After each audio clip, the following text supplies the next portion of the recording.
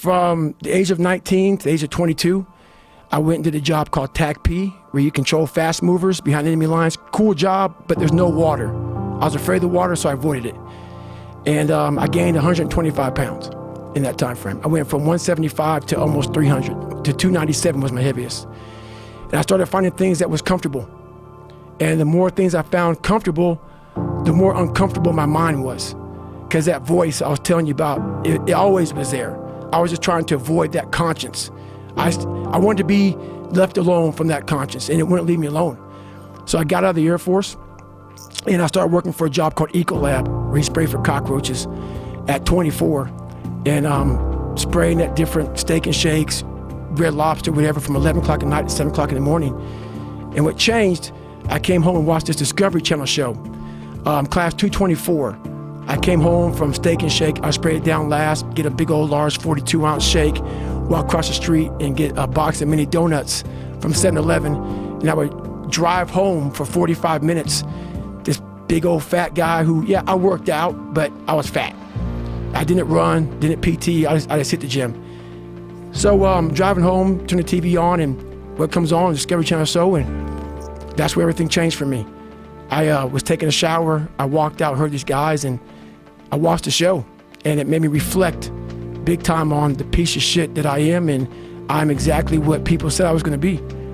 So what was on this show that really struck home? It was, I saw these guys going in the water, so I was terrified of it. I mean, I can't even express.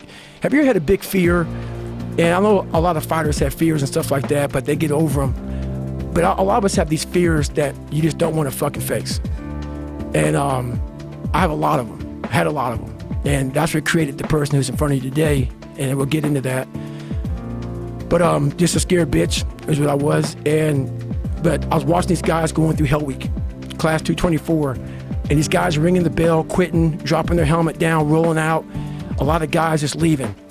And it made me reflect on my fears, my insecurities. And I saw real men, what I thought were real men who were staying, who were overcoming adversity, who were overcoming all these different things that I had blamed so many fucking people in my life, my dad, my mom for not being there. When I was 14 years old, my mom was gonna get remarried to this great guy. He got murdered. And then I moved back to that small town in Brazil, and everybody was to blame. My learning disability, my skin color, you know, me being everything. And so I sat there for a while, and I was like, man, I got it. No one's gonna fucking come to help me. No one's gonna fucking come to help me. It's fucking me against me, period. And so I had to man up, and I said, the first thing I gotta start doing is facing every fucking fear I have, no matter what the fuck it is, man. And these things would keep me up at night. No one, people who are hearing this shit, they will never really understand and grasp when you face these things and so many things, how they keep you up and haunt you at night.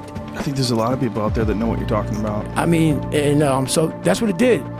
And I had two options: to either be that 300-pound guy who sprayed for cockroaches and made $1,000 a month, and at 24 years old, knowing when I'm 50 fucking years old, I can reflect on this and think about what guy I never became, or I can totally just sack it up and fail and fail and fail until I succeed.